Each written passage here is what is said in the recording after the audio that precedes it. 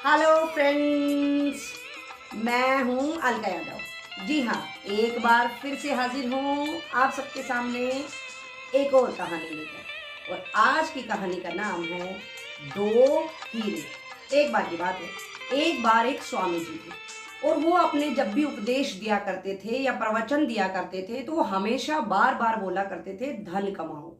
उनकी ये बात सुन सुनकर उनका एक शिष्य बहुत ही ज्यादा परेशान हो चुका था। एक दिन स्वामी जी ने फिर से लोगों को कहा कि धन कमाओ।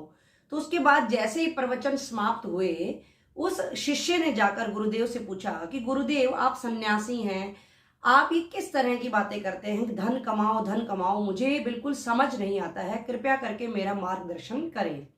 स्वामी जी ने कहा, बिल्कुल ठीक समझा, मैं धन कमाओ ही कहता हूं। स्वामी जी ने बताया कि धन दो प्रकार का होता है। पहला धन वह है जिससे हम अपना जीवन यापन करते हैं, या यूं कहें जिससे हम अपना जीवन जीने के लिए खाने पीने की चीजें, रहने का सामान इत्यादि हम खरीदते हैं।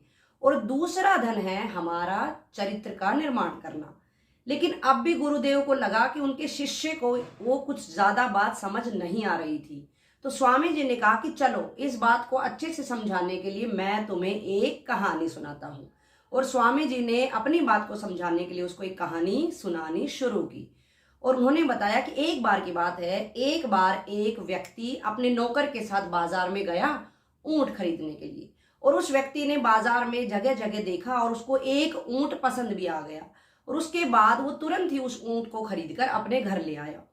जैसे ही वो व्यक्ति ऊंट खरीद के घर लाया, उसने अपने ऊंट की जो गादी हटाई तो वहां क्या देखा कि एक थैली वहां पर लगी हुई थी और उसमें बहुत ही ज्यादा हीरे डले हुए थे। तो उसके बाद ज्यादा देर ना करते हुए उस व्यक्ति ने सोचा कि ये तो उस मालिक की होगी जिससे मैंने ऊंट खरीदा है।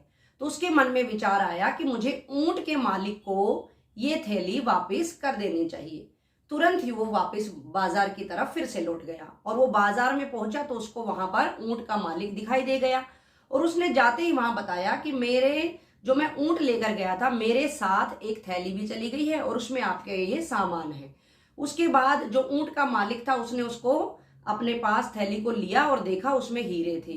तो वो बहुत ही ज्यादा खुश हो गया और वो उन हीरों में से एक हीरा निकालकर उस व्यक्ति को देने लगा जिसने उससे ऊंट खरीदा था।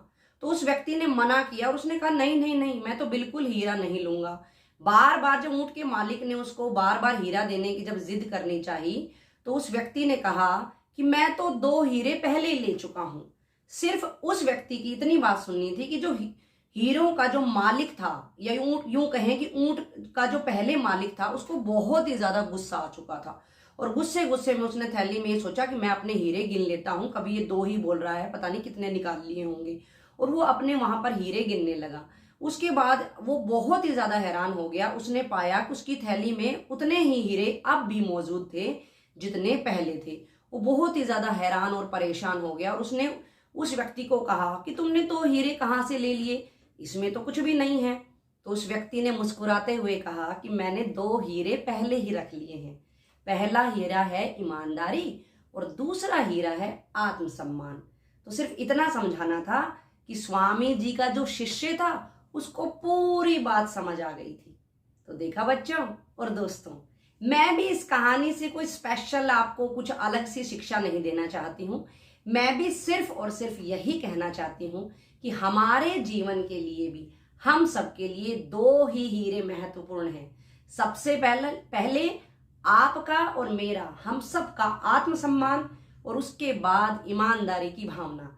तो आप इन दोनों हीरों को अपने पास संजोए रखें, खुशियां बांटते रहे। और हाँ, आपको मैं ये भी बताना चाहूंगी कि वो जो इस कहानी में स्वामी हैं वो कोई और नहीं, वो थे स्वामी विवेकानंद जी।